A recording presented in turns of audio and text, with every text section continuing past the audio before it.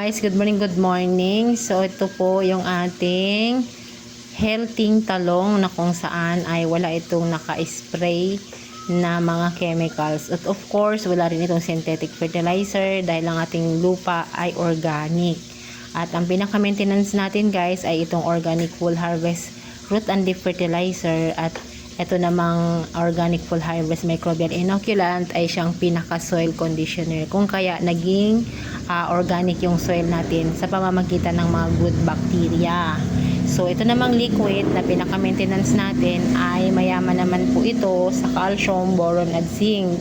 So ganyan po yung magiging itsura ng mga halaman natin kapag hindi po natin ini-sprayhan ng mga lasong chemicals. At of course wala nga tayong synthetic fertilizer.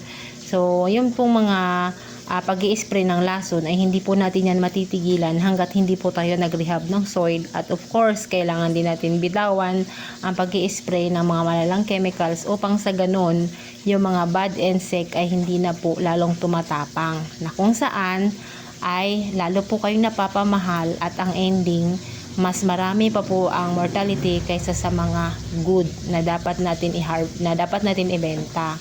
So, lugi po ang nangyayari kapag po patuloy tayong gumagamit ng mga synthetic fertilizer. Para sa mga karagdagang impormasyon, maaari po kayo mag-message upang sa ganon, inyo din pong maranasan ang ganitong klase kaganda ng halaman. So, that's it for now guys. Follow for more. Inaalis muna yung unang bulaklak. Tsaka sanga.